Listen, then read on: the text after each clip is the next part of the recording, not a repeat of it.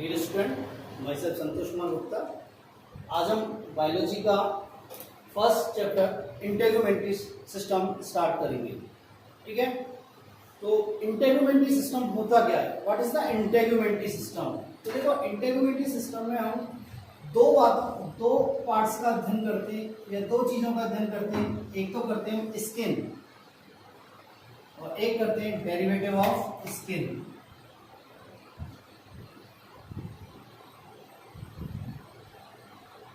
Skin और derivative of skin की हम इसमें स्टडी करते हैं। स्किन के दो पार्ट होते हैं। स्किन को दो पार्ट में डिवाइड किया है। आउटर पार्ट एपिडर्मिस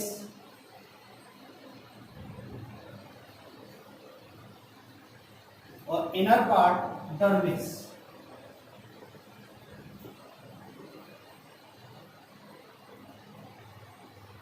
ठीक है, और डेरिवेटिव ऑफ स्किन में हम दो चीजों का अध्ययन करते हैं, जैसा हमारे कोर्स में दे रखा है।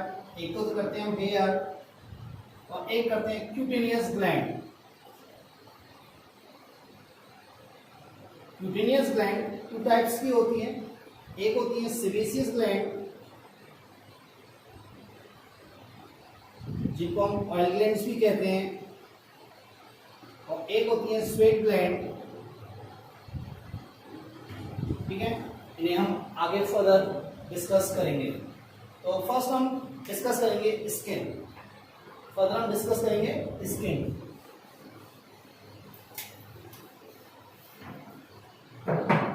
देखें, स्किन स्किन क्या है? लार्जेस्ट बॉडी ऑर्गन है। क्या है? हमारी बॉडी का लार्जेस्ट ऑर्गन है।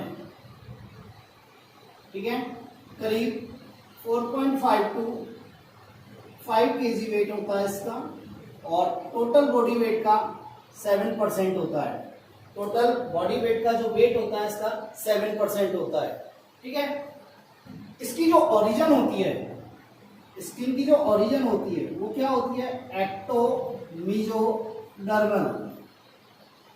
मतलब ये दो जर्म लेयर का बना होता है, एक्टोडर्म और मीजोडर्म। इसलिए इसे क्या बोलते हैं? Ectomesodermal in origin.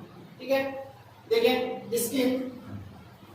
Skin को हम क्या कहते हैं? जैक ऑफ ऑल ट्रेड्स भी कहते हैं। क्यों कहते हैं? कि स्किन बहुत सारे तमाम सारे फंक्शन परफॉर्म करती है। हमें प्रोटेक्शन प्रदान करती है, वाटर रेगुलेशन करती है, एक्सक्रीशन करती है, सेंसेशन को ग्रहण करती है। ठीक है, बहुत सारे तमाम सारे काम करती है, इसलिए कहते हैं जैक ऑफ ऑल ट्रेड्स कहते हैं। ठीक है, स्किन को दो भागों में बांटा गया है। ठीक है, देखें,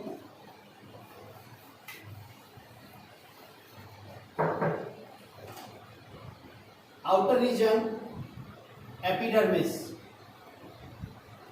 और इनर रीजन डर्मिस।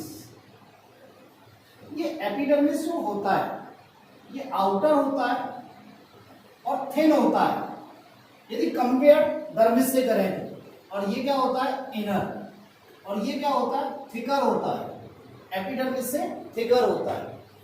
ठीक है, एपिडर्मिस की जो ओरिजिन होती है, इसकी जो ओरिजिन होती है वो होती है एक्टोडर्मल, जबकि इसकी जो ओरिजिन होती है वो होती है मीजोडर्मल।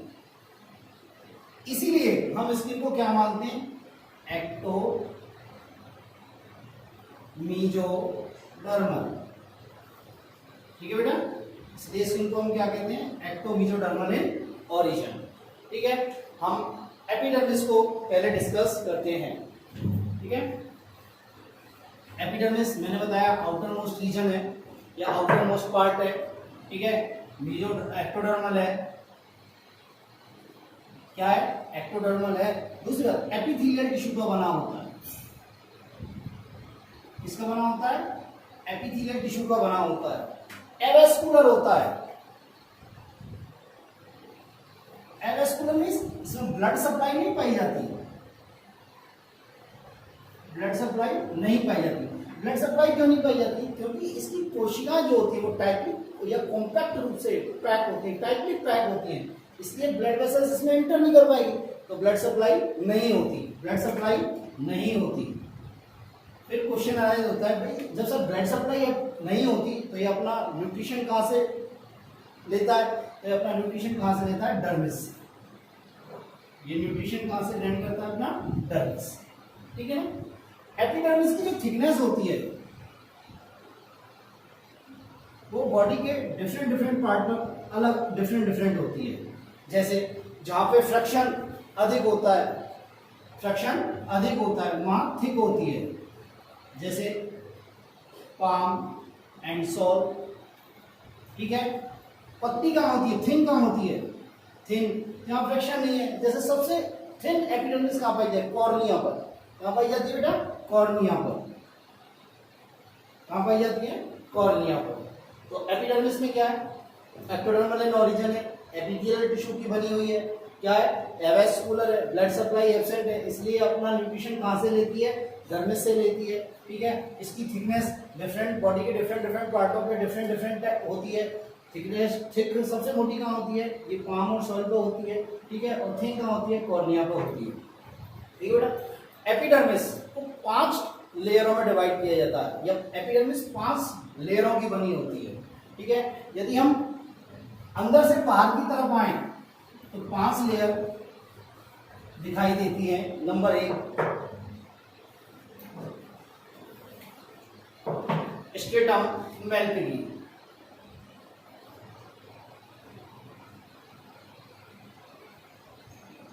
स्ट्रेटम मेल्पिगी।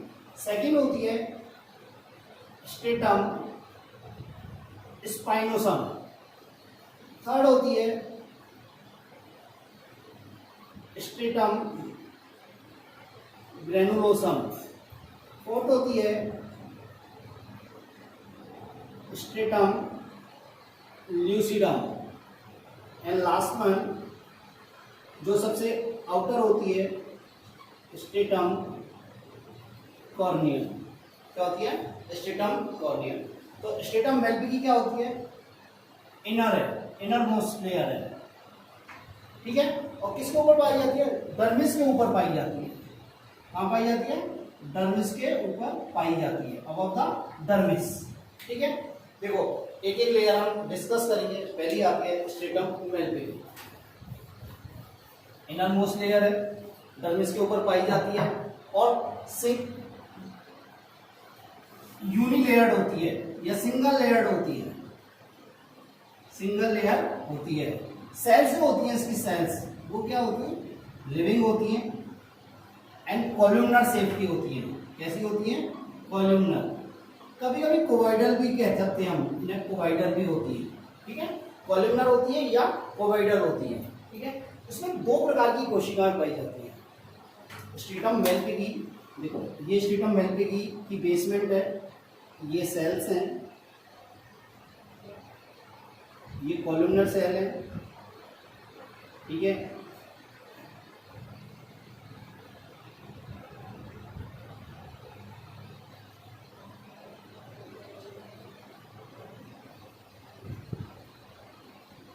ठीक है बेटा।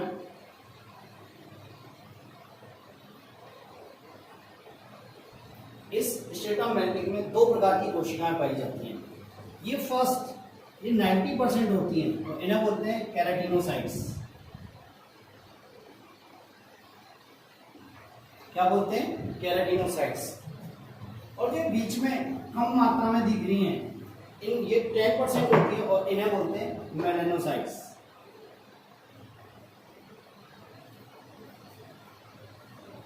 क्या कहते हैं, मेलानोसाइट्स, ठीक है।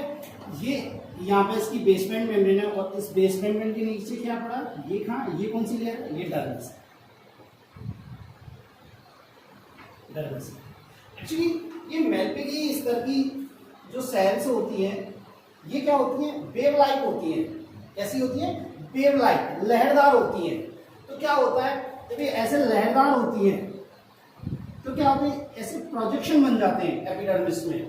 तो इन प्रोजेक्शन को क्या बोलते हैं, रेटेपैक्स। क्या बोलते हैं बेटा, रेटेपैक्स। तो हम इसे कैसे डिफाइन कर सकते हैं कि एपिडर्मिस या स्ट्रेटम मेल्पिगी के वह भाग या वह प्रोजेक्शन जो डर्मिस में उपस्थित होते हैं उन्हें क्या बोलते हैं हम, रेटिपेक्स। ठीक है, पहला आता है केराटिनोसाइट्स। देखो बेटा केराटिनोसाइट्स सबसे अधिक होती है और ये क्या है, ये विभाजनशील कोशिका, मतलब इनमें डिवीजन पाया जाता है। ये माइटोटिकली डिवाइड होती है।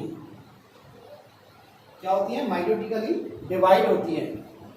ठीक है,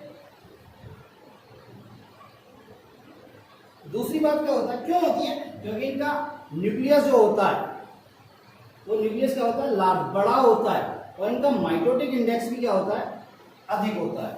जब माइटोटिक इंडेक्स होता है तो ये डिवाइड होती रहती है। ये क्या होती रहती है, डिवाइड होती रहती है और डिवाइड होती हुई ये ऊपर की तरफ खिसकती रहती है। क्या, जैसे ये डिवाइड हो रही है और ये ऊपर की तरफ खिसकती रहती है इस प्रकार। ठीक है, इस प्रकार खिसकती रहती है और डर्मिस की अदर लेयर्स का फॉर्मेशन करती है, निर्माण करती है।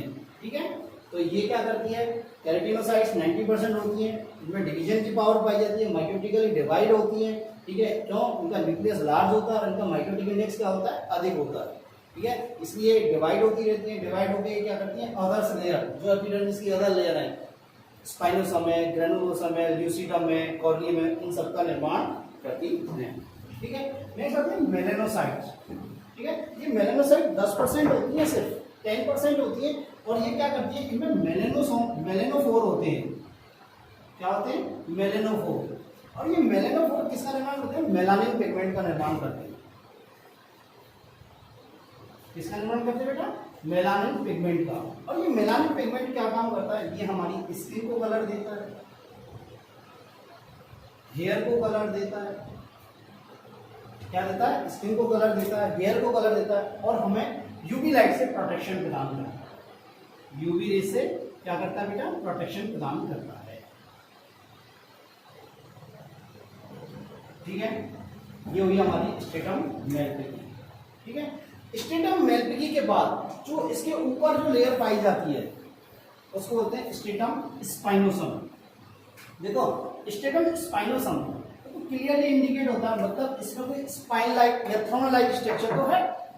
ठीक है, तो सेकंड आती है स्ट्रेटम स्पाइनोसम। ठीक है बेटा, ये सेकंड लेयर है, जस्ट मेलपिजी से ऊपर पाई जाती है। ठीक है, ये क्या होती है, 6 to 7 लेयर्स की बनी होती है, 6 से 7 कोशिकाओं की परत की बनी होती है। ठीक है, ये जो कोशिकाएं होती हैं ये पॉलीगोनल कोशिकाएं होती हैं। क्या होती हैं, पॉलीगोनल कोशिकाएं होती हैं और ये टाइटली पैक होती हैं। क्या होती हैं, टाइटली पैक होती है इस प्रकार। देखो ये पॉलीगोनल कोशिकाएं और ये क्या होती है, टाइटली पैक होती है और ये आपस में ये कोशिकाएं किससे जुड़ी रहती है, डेस्मोसोम्स के द्वारा। इसके द्वारा, डेस्मोसोम्स के द्वारा आपस में जुड़ी रहती है। ठीक है बेटा, डेस्मोसोम्स के द्वारा जुड़ी रहती है। यदि इस स्तर का, यदि इस लेयर की हम एक टीएस काटें तो इसमें क्या थ्रोन लाइक स्ट्रक्चर दिखती है, स्पाइन लाइक स्ट्रक्चर दिखती है, इसलिए इसे क्या होते हैं, प्रकल सेल लेयर भी कहते हैं।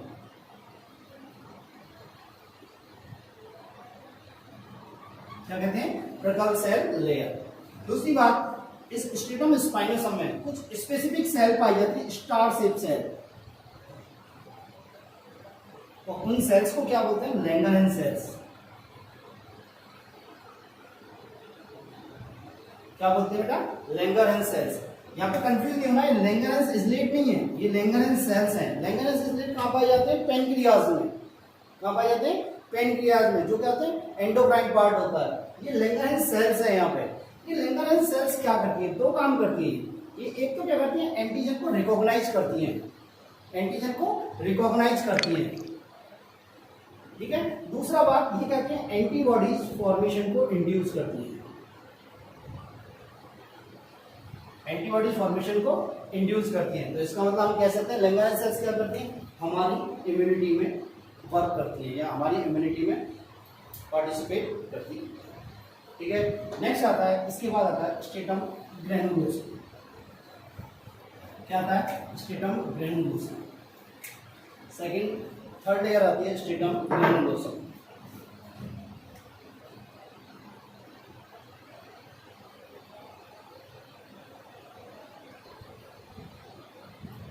Stratum granules.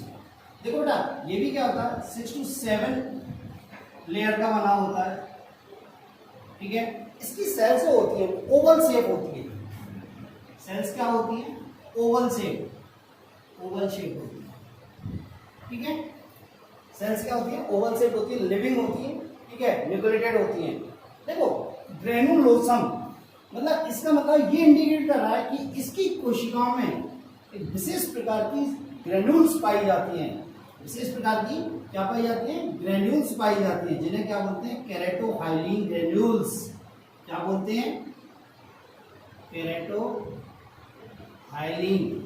क्या बोलते हैं बेटा केराटोहाइलिन। और ये केराटोहाइलिन किस किस का बना होता है, ये केराटोहाइलिन कैल्शियम, आरएनए और पॉलीसेकेराइड का बना होता है। किसका बना होता है कैल्शियम, आरएनए और पॉलीसेकेराइड का बना होता है, ठीक है। ये केराटोहाइलिन क्या होती है, इन केराटोहाइलिन जो ब्रेक होती है इनका ब्रेकडाउन होता है तो स्पेसिफिक प्रोटीन बनती है, उसे क्या बोलते हैं इलिडेन प्रोटीन। क्या बोलते हैं इलिडेन प्रोटीन, ठीक है। तो हम याद रखेंगे केराटोहाइलिन के विघटन से या केराटोहाइलिन के ब्रेकडाउन से क्या होती है इलिडेन प्रोटीन बनती है। क्या बनती है इलिडेन प्रोटीन बनती है। एक चीज और है, ये केराटोहाइलिन जो पार्टिकल्स होती हैं ग्रेन्यूल्स होती है, ये हेमेटोजेंथिन किसके द्वारा हेमेटोजेंथिन के द्वारा स्टेन होती है, इसके द्वारा हेमेटोजेंथिन के द्वारा स्टेन होती है। नेक्स्ट आता है stratum lucidum, fourth layer stratum lucidum.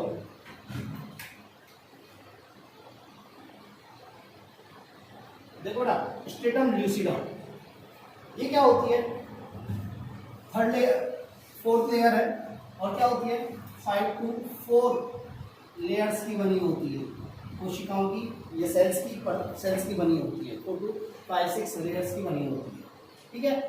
ये देखो हमारी जो आरबीएससी की बुक है वो बताती है कि स्ट्रेटम ल्यूसिडम का कोई फिक्स लोकेशन नहीं दे रखी है, और हम रेफरेंस बुक देखते हैं तो स्ट्रेटम ल्यूसिडम कहाँ कहाँ पाई जाती है पाम, सॉल एंड फिंगरप्रिंट्स में, यहाँ ये प्रेजेंट होती है, यहाँ पे ये स्ट्रेटम ल्यूसिडम प्रेजेंट होती है, ठीक है।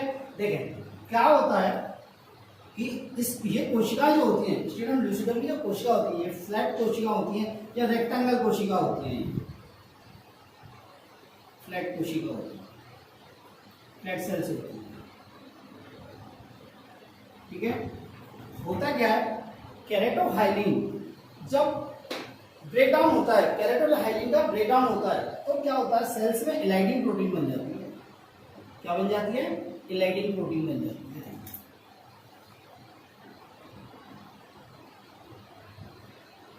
क्या बन जाती है इलाइडिन प्रोटीन बन जाती है। और जैसे जैसे इलाइडिन प्रोटीन बनती रहती है तो ये जो लेयर है ये क्या करती है सेमी ट्रांसपेरेंट होती चली जाती है। क्या होती चली जाती है सेमी ट्रांसपेरेंट होती चली जाती है। और दूसरी बात इलाइडिन प्रोटीन जैसे जैसे बनती है वैसे वैसे क्या होता है न्यूक्लियस डिसअपियर होने लग जाता है या न्यूक्लियस का ब्रेकडाउन स्टार्ट हो जाता है, न्यूक्लियस का ब्रेकडाउन स्टार्ट हो जाता है। बात समझ में आई। तो स्ट्रेटम ल्यूसिडम 4 से 5 या 4 to 5 कोशिकीय परतों की बनी होती है, ठीक है। इसकी लोकेशन क्या होती है एक्चुअली कहाँ पाई जाती है पाम, सॉल और फिंगरप्रिंट्स पे पाई जाती है, ठीक है। कोशिकाएं क्या होती हैं फ्लैट होती हैं, लिविंग होती हैं, ठीक है। अब क्या होता है इन सेल्स में क्या होता है इलाइडिन प्रोटीन पाई जाती है जो किससे बनती है केराटोहाइलिन के ब्रेकडाउन से बनती है, केराटोहाइलिन के ब्रेकडाउन से बनती है। तो जैसे जैसे इलाइडिन प्रोटीन बनती जाएगी दो चीजें होंगी, एक तो सेमी ट्रांसपेरेंसी बढ़ती जाएगी, सेमी ट्रांसपेरेंसी बढ़ेगी पर ऐसे नहीं तो ट्रांसपेरेंट होगा, सेमी ट्रांसपेरेंसी बढ़ती जाएगी। दूसरा न्यूक्लियस क्या होगा ब्रेकडाउन होता चला जाएगा, न्यूक्लियस क्या होता चला जाएगा न्यूक्लियस का ब्रेकडाउन स्टार्ट हो जाएगा, ठीक है। लास्ट सबसे आउटर जो लेयर आती है वो आती है स्ट्रेटम कॉर्नियम, क्या आती है स्ट्रेटम कॉर्नियम।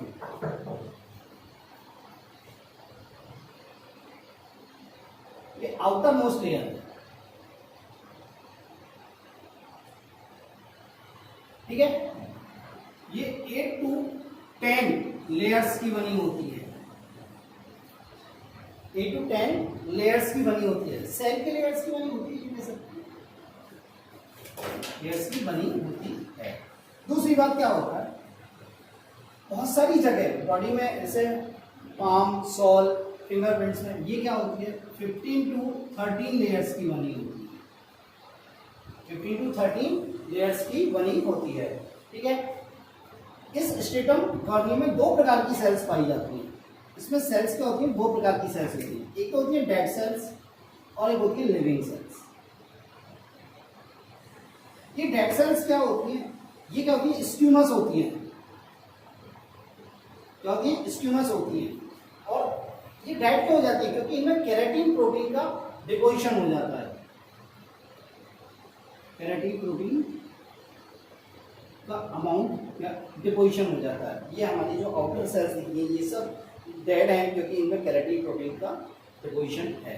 ठीक है, इनका मेन फंक्शन क्या होता है, ये प्रोटेक्शन प्रदान करती है, हमारी बॉडी को क्या करती है, प्रोटेक्शन प्रदान करती है, प्रोटेक्शन देती है। ठीक है, लिविंग सेल्स ये बहुत कम मात्रा में होती है, बहुत कम, बहुत छोटी सी, बहुत कम मात्रा में, और ये क्या होती है ग्लैंडुलर नेचर की होती है।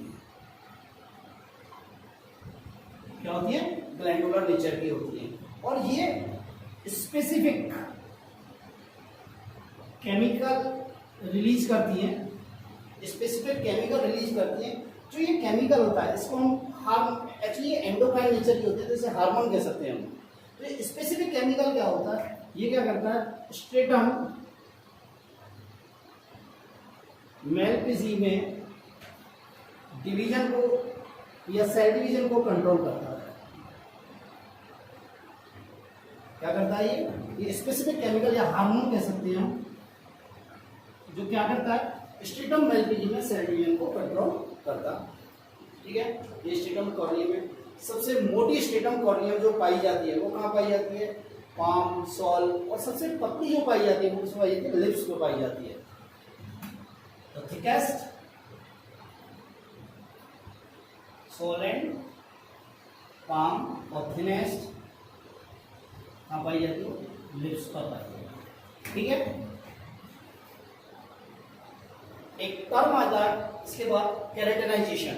क्या आता है, केराटिनाइजेशन। देखो क्या होता है केराटिनाइजेशन, इंपॉर्टेंट है, आरबीएससी में 1 नंबर में पूछा जाता है जनरली, केराटिनाइजेशन की डेफिनेशन पूछी जाती है।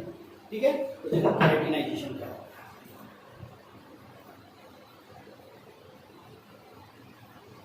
ठीक है, केराटिनाइजेशन क्या होता है, जो outermost cell of epidermis, इसको क्या कह सकते हैं हम, स्ट्रेटम कॉर्नियम की सेल्स, स्ट्रेटम कॉर्नियम की सेल। इस स्ट्रेटम कॉर्नियम की सेल्स में केराटिन फॉर्मेशन के प्रोसेस को, केराटिन प्रोटीन के फॉर्मेशन को क्या कहते हैं, केराटिनाइजेशन कहते हैं। और केराटिनाइजेशन के दौरान क्या हुआ, इसके दौरान क्या होगा, सेल्स डेड हो जाएगी, सेल्स क्या हो जाएगी, डेड हो जाएगी। ठीक है, इस केराटिनाइजेशन के प्रोसेस से क्या बनता है, एक्सोस्केलेटन बनता है। क्या होता है, एक्सोस्केलेटन बनता है, जो क्या होता है प्रोटेक्शन के काम आता है। जैसे नेल्स बनते हैं, हेयर बनते हैं, क्या बनते हैं, नेल्स बनते हैं, हेयर बनते हैं। ठीक है, तो हमारा यहाँ पे एपिडर्मिस कंप्लीट होता है। नेक्स्ट लेक्चर में हम डर्मिस और हेयर को डिस्कस करेंगे। Thank you.